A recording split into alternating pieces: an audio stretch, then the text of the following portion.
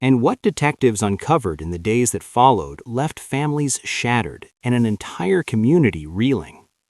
It began on a December afternoon in Florida, a day that would be etched forever into the memories of those who survived it. On Wednesday, December 17, 2025, the Manatee County Sheriff's Office received a call about a shooting at a home on Chatham Light Run in Bradenton, Florida. When deputies arrived just before 3 p.m., they found a 54-year-old man, injured and conscious, the victim of gunfire. He was rushed to a local hospital, and before he slipped away later that evening, he turned to the very people who had come to help and whispered something that would send shockwaves through 2 counties. Possibly my ex-wife. His 15-year-old daughter was inside the house at the time. She had not seen the shooter, but she heard the terrifying crack of gunshots and then saw a masked figure climb into a silver Honda Odyssey and speed away. That child's eyes, wide with fear and confusion, had become the haunting first chapter in a tragedy no family should ever have to endure. By the time law enforcement began piecing together the events of that afternoon, they discovered something almost unbelievable. This was not an isolated attack. What started as a response to a single shooting in Manatee County quickly expanded into a much larger investigation that crossed county lines into Tampa, where another life had been brutally taken in a separate incident earlier that same Wednesday. At the center of both shootings was Susan Avalon, 51 years old, of Citrus County, Florida. At her home later that day, detectives found her wiping down her vehicle with bleach and cleaning rags, an act that would become one of the most chilling images in the case. When deputies informed her they were there to talk about her ex-husband, her response was a simple, unsettling question: which one? Investigators now believe that Avalon had first driven from her Citrus County residence south to Hillsborough County, where she went to the home of her second ex-husband in Tampa. There, officers found the man dead from gunshot wounds inside his home, the back door showing signs of forced entry. Detectives later confirmed this earlier shooting had occurred the same day, before she traveled across the Sunshine Skyway Bridge into Manatee County. In Bradenton, she had chosen a calculated method to gain access to the second victim's home. Surveillance footage from a nearby Panera Bread captured her entering the store and taking a bag of food from the delivery pickup shelf, food she had not paid for, before approaching the front door. Deputies later learned she used that stolen bag as a ruse, a pretext to get close enough to the man to open fire when he answered. Court records and statements from officials reveal that Avalon and the Bradenton victim had been divorced for about 11 years and were embroiled in ongoing disputes over custody and unpaid child support, reportedly totaling thousands of dollars. The victim faced a December deadline to pay a small fee or risk losing his driver's license, details that added layers of stress and dispute between them. Avalon's live-in boyfriend later told detectives that the day before the shootings, she had embraced him and said, "I love you in case something happens to me." That statement, spoken in what was described as an uncharacteristic moment, now stands as a haunting precursor to the events that followed. The loss rippled outward, touching more than just 2 households. The Bradenton victim's teenage daughter now faces a reality without both parents, the second loss occurring hours after the first, her world irrevocably altered in the course of a single day. Again and again, detectives retraced Avalon's movements, from Citrus County to Tampa, across the Sunshine Skyway Bridge, to the Bradenton neighborhood where children played and families gathered in the afternoon light. They tracked the vehicle's license plates and matched surveillance footage, building the timeline that would later form the backbone of the prosecution's case. Avalon was charged with second-degree murder in the Manatee County case, held without bond, and a judge determined that probable cause was sufficient to keep her in custody ahead of a January pre-trial detention hearing. Prosecutors have stated their intention to seek first-degree murder charges and the death penalty as they continue to build the case and coordinate with Tampa authorities regarding the second killing.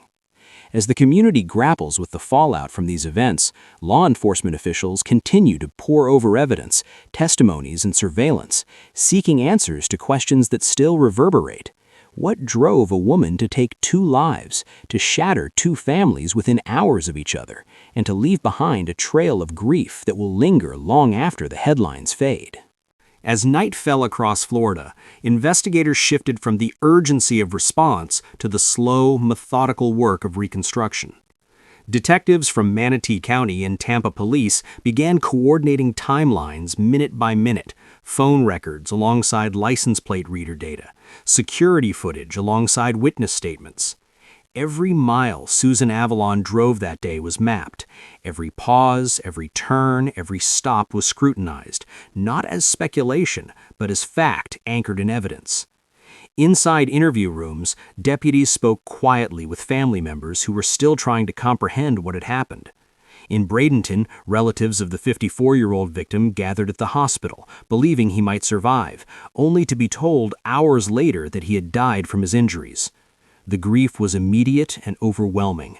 A man who had answered his front door in the middle of the afternoon would never walk through it again.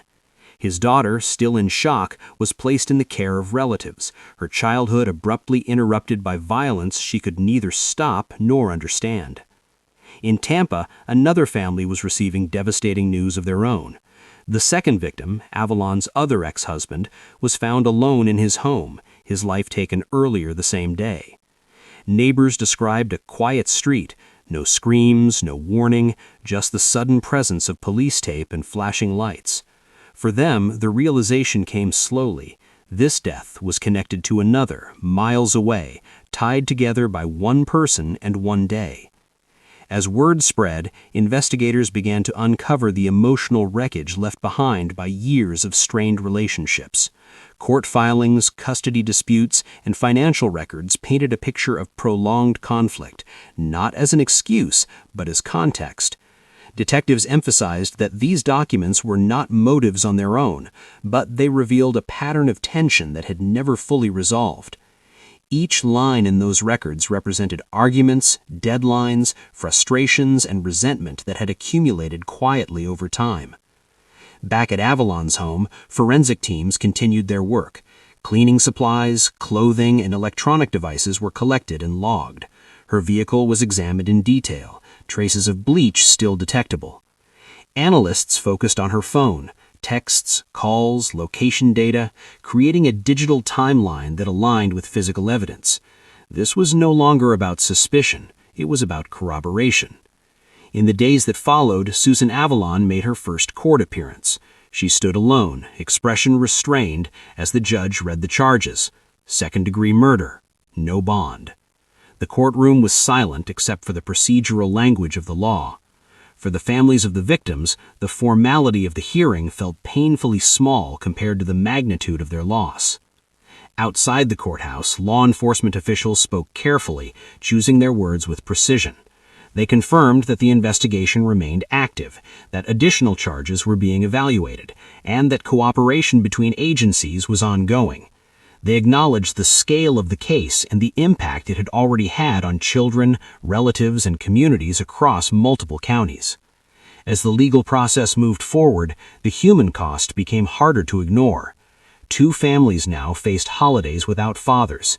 Children were left with memories instead of futures they had expected. Friends replayed final conversations in their minds, searching for signs they never knew to look for.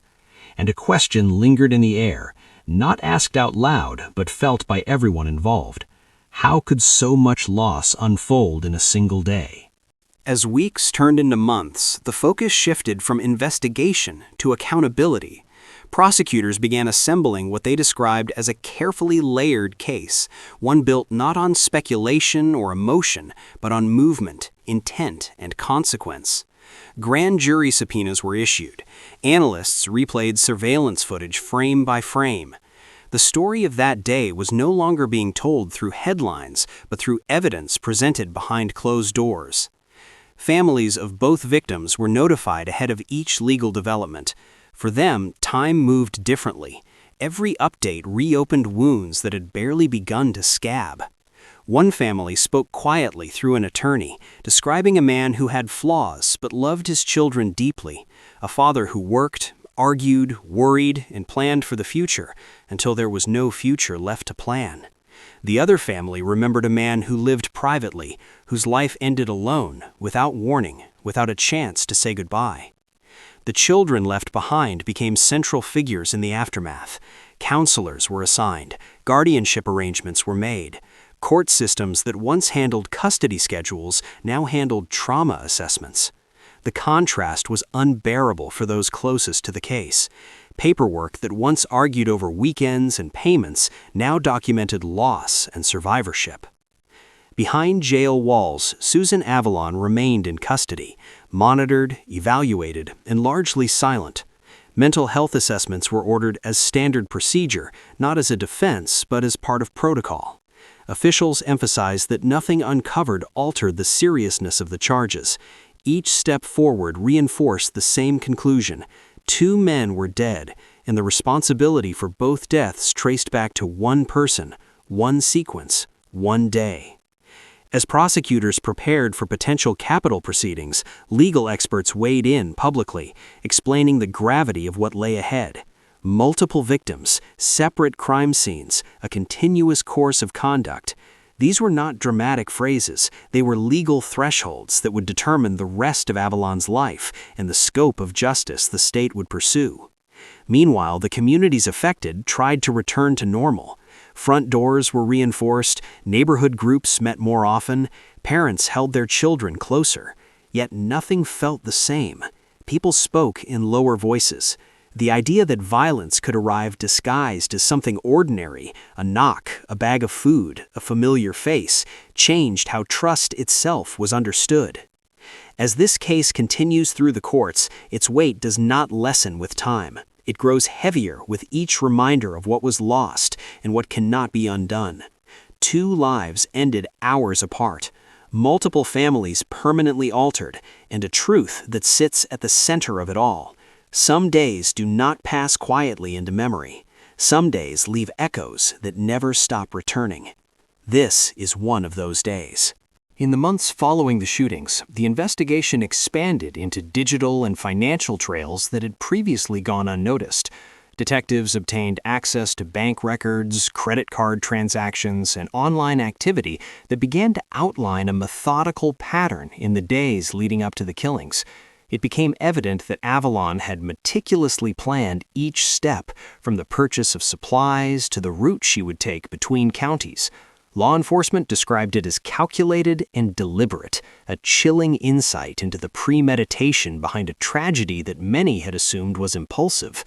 Interviewing neighbors and co-workers revealed subtle warning signs, comments made in passing, unusual behaviors, and interactions with her ex-husbands that, in hindsight, suggested escalating tension.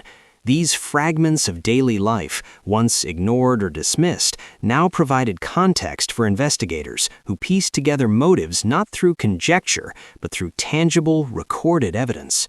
Simultaneously, the victims' families began to organize their grief into tangible action. Support groups formed, attorneys filed for civil protections for surviving children, and community initiatives were established to assist teenagers traumatized by sudden loss. These efforts underscored the ripple effect of violence. The direct victims were gone, but the secondary impact spread wide and deep. Court preparations advanced. Prosecutors requested forensic psychologists to analyze Avalon's behavioral patterns, aiming to establish the mindset and intent leading up to the shootings. Witness depositions were scheduled, including from friends, neighbors, and even employees from local businesses who had unknowingly observed key moments in Avalon's movements that day. Each statement, each piece of evidence, was a brick in a case that sought to ensure accountability while navigating the complexity of human tragedy. Meanwhile, law enforcement agencies maintained a visible presence in the affected neighborhoods, both to reassure residents and to monitor any ongoing risk. Patrols, community meetings, and outreach programs became routine, emphasizing not only law enforcement's role, but the fragility of everyday safety in the wake of such an extraordinary series of events. In the background, media coverage intensified. News outlets revisited timelines, scrutinized legal filings, and conducted interviews with experts on criminal behavior and family violence. Public interest grew, not in sensationalizing the tragedy, but in understanding the human and systemic elements that allowed it to occur. the story of December 17, 2025, shifted from immediate shock to sustained examination as society sought answers and lessons in the aftermath of 2 lives lost and countless others forever changed. As the case moved closer to trial, the courtroom became a stage for more than legal arguments. It became a lens into the human cost of calculated violence. Preparations for jury selection dominated weeks of proceedings, as attorneys from both sides sought individuals capable of weighing evidence without bias, yet sensitive enough to grasp the emotional gravity of the events. Prospective jurors were questioned in painstaking detail about prior exposure to violent crime, family disputes, and media coverage, each response a potential pivot point in the delicate balance between empathy and impartiality. Experts in forensic psychology and criminal behavior were retained by the prosecution, tasked with analyzing Avalon's patterns of movement, her decision-making processes, and her communications in the days leading up to the shootings. Their testimonies were intended to establish not only motive, but the conscious awareness behind each act. Meanwhile, defense attorneys examined her personal history, seeking context in long-standing interpersonal conflicts, emotional stressors, and life circumstances that might illuminate her mindset. The courtroom became a quiet battleground where facts, interpretations, and human experience collided. Outside the legal walls, community responses took on new dimensions. Memorial services for both victims were planned separately, drawing hundreds of mourners, some traveling from county to pay respects. Speeches recounted lives filled with ordinary joys, fishing trips, birthdays, simple shared moments, contrasting starkly with the abrupt and violent way each life ended. For the teenage daughter of the Bradenton victim, these gatherings were exercises in remembering while coping with trauma, surrounded by family, friends, and professionals offering support. Media attention continued but shifted toward analysis of the judicial process. Journalists highlighted the procedural steps, while legal analysts explained the significance of evidence presentation, pre-trial motions, and the potential outcomes of second-degree versus first-degree charges. Yet behind every article and segment lay the silent question the public could not ignore. How could one person commit such acts in a single, meticulously planned day? During pre-trial hearings, law enforcement officers recounted their painstaking reconstruction of the day's events, detailed maps of travel routes, timelines verified by phone GPS, and the chronology of each interaction painted a picture of a single thread weaving multiple jurisdictions into one narrative. Testimonies from emergency responders conveyed moments of panic and disbelief, the hurried calls from witnesses, the sound of sirens racing down quiet streets, and the haunting quiet that followed the shootings.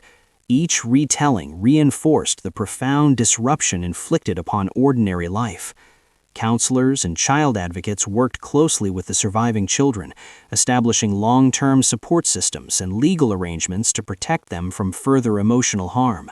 The focus was on stability, yet each decision and meeting reminded those involved that while courts could weigh evidence and assign accountability, they could not restore the lives abruptly taken or erase the memories seared into the minds of the survivors. The stage was now set for a trial that would span weeks, a painstaking examination of evidence, witnesses, and human behavior. Each day in court brought the public closer to understanding the mechanics of what had happened, while also confronting the raw human grief that lingered far beyond the legal narrative. For everyone connected to the case, it became clear that December 17, 2025 was not merely a date, it was a defining rupture, a single day whose repercussion would echo through families, communities, and the justice system for years to come. As the trial began, the courtroom filled with a quiet tension that seemed to press on every person present. Observers noticed how each detail mattered: the precise placement of evidence, the sequence of witness testimony, the cadence of each attorney's questions. Susan Avalon sat silently, her gaze fixed, occasionally scanning the room, a figure at once composed and inscrutable. Every gesture, every glance became subject to scrutiny, not as speculation, but as part of the record that jurors would consider when weighing intent, premeditation, and accountability. The prosecution opened by meticulously reconstructing the day's events, using a combination of digital evidence, surveillance footage, and forensic analysis. They outlined how Avalon had moved across county lines, how her actions were deliberate, and how each decision, down to her use of the Panera bread bag, was calculated to gain access to her targets. For the jury, these were not abstract facts. They were a timeline of life and death, presented in excruciating detail to ensure that the magnitude of her actions could not be overlooked. Witnesses were called one by one. Neighbors described seeing a vehicle parked unusually long outside one home, noting subtle details such as movement in the driveway or the brief presence of someone unfamiliar. Employees at the store where the bag was taken testified about her actions that afternoon, corroborating law enforcement's reconstruction. Each account, simple in isolation, collectively formed a web of evidence that traced her steps from one county to the next with chilling precision. Perhaps the most heartrending moments came from testimony by family members. The teenage daughter of the Bradenton victim recounted the moments before the shooting, the sudden fear, and the scramble to find safety. Her voice, trembling at times, conveyed the terror and confusion of a child forced to witness events beyond comprehension. Counselors had prepared her for court, but no preparation could erase the memory of that afternoon, the gunshots, and the abrupt loss of her father. Jurors sat in silence, listening to words that carried the weight of irrevocable loss. Medical examiners detailed the wounds, the trajectory of each shot, and the immediacy of death. These clinical descriptions, delivered without embellishment, made the jurors confront the stark reality of what had happened. 2 men, alive in the morning, were dead by evening, their families left to navigate an unthinkable void. For the defense, this evidence was both factual and immovable. Their strategy had to shift to context and interpretation rather than disputing the physical acts. Psychological experts provided insights into behavioral patterns and decision-making, emphasizing that the day's sequence of actions reflected forethought and intent rather than impulsivity. Their testimony was carefully framed to explain mindset without excusing actions, reinforcing the prosecution's case while giving jurors a framework to understand human behavior in extreme circumstances. Throughout, the courtroom atmosphere remained heavy. Each day's proceedings reopened grief, demanded careful listening, and required jurors to reconcile evidence with empathy. Observers noted that while legal arguments were central, the emotional weight of human stories, loss, fear, and survival permeated every moment. Every exhibit, every photograph, every testimony was a reminder that this case was not just about law. It was about lives disrupted, futures stolen, and the painstaking effort to restore some measure of justice.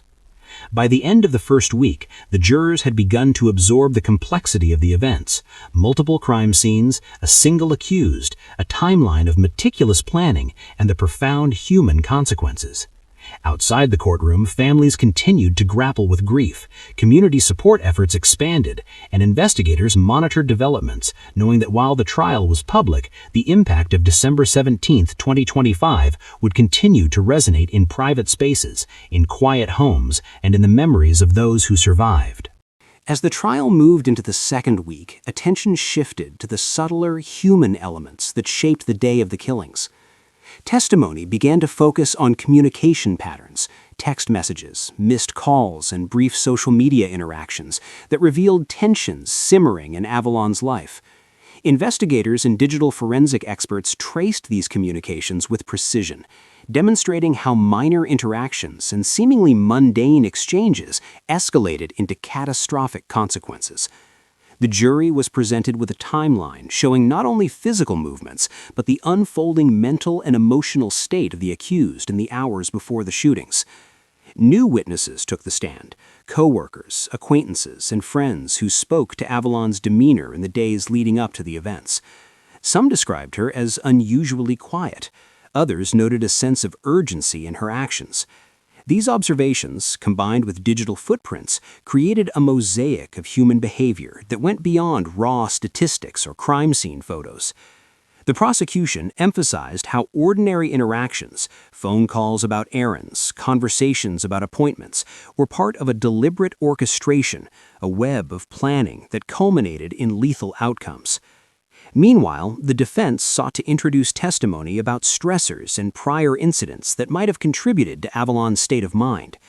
Witnesses described family disputes, financial pressures, and ongoing conflicts with former spouses.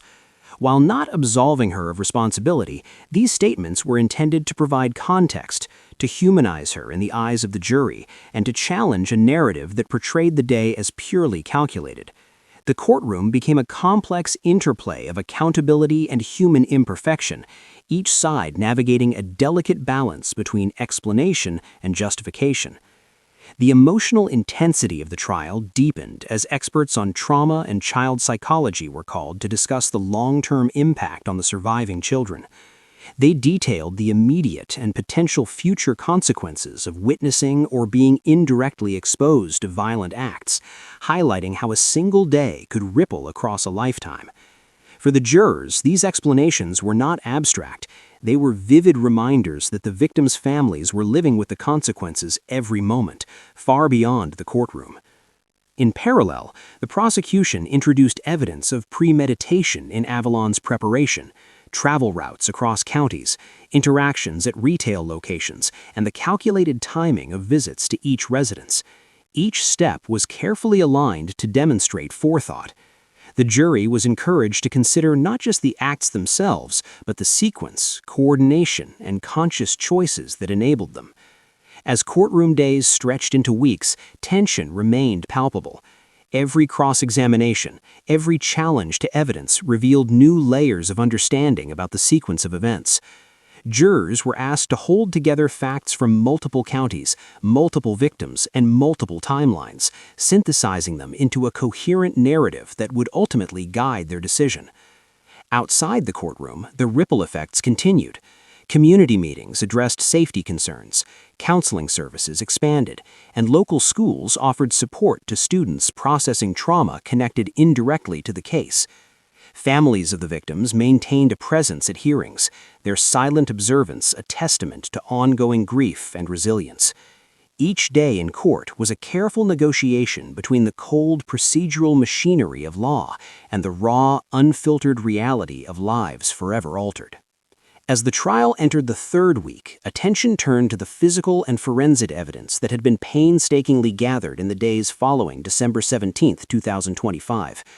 Investigators testified about ballistic analyses, demonstrating how each shot had been fired and the trajectories that linked both victims to a single weapon.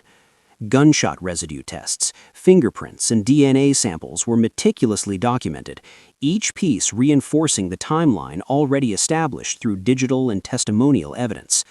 The precision of these findings left little room for doubt, illustrating a sequence of events that, once executed, could not be undone. Forensic experts explained the significance of the Panera bread bag, describing it as a small but crucial detail, an everyday item used to facilitate access and conceal intent. Surveillance footage from multiple locations was presented, showing Avalon's movements across counties and providing a continuous visual record of her actions. The jury was invited to see the day unfold, frame by frame, understanding the deliberate choices and steps that led to two lives ending abruptly in separate locations. Witness confrontations brought new dimensions to the trial. Neighbors and store employees were asked to identify Avalon in photographs and videos, confirming her presence at critical points throughout the day. Each identification was met with a quiet but undeniable weight. The faces of the victims, the locations where ordinary life had been disrupted, and the unmistakable figure of the accused at the center of it all. Emotional testimony interspersed with clinical analysis created a narrative that was at once procedural and profoundly human, compelling the jury to consider not just what happened, but why it happened. The prosecution also presented evidence from traffic cameras, toll booths, and GPS records, meticulously reconstructing the path Avalon had taken between Tampa and Bradenton. Every mile, every stop, and every brief interaction became part of a growing record of accountability. Legal analysts would later describe this as a textbook demonstration of linking digital and physical evidence to criminal activity, a convergence that left little room for reasonable doubt. As the courtroom sessions progressed, the emotional toll on both families became more visible. Tears, whispered conversations, and moments of silence punctuated the proceedings, reminding everyone present that the law was grappling not only with facts and intent, but with human grief and loss that could not be measured or replaced. Counseling staff remained available, providing support to those who struggled to sit through hours of evidence detailing the lives and deaths of loved ones. By the fourth week, the narrative presented to the jury was comprehensive. Every step of Avalon's actions, every interaction, and every minute of that day had been meticulously documented. The prosecution had framed a story not only of acts committed, but of the human impact reverberating through families and communities. It was a story that demanded understanding, reflection, and ultimately justice. For viewers following this case, it's a stark reminder of the fragile nature of daily life, the consequences of actions taken, and the painstaking work required to bring truth to light. To stay updated on every development in this ongoing investigation and countless other true crime stories, subscribe to Crime Scene 24/7. Don't forget to like, comment, and share this video to support in-depth, real-time coverage of the cases that shape our communities.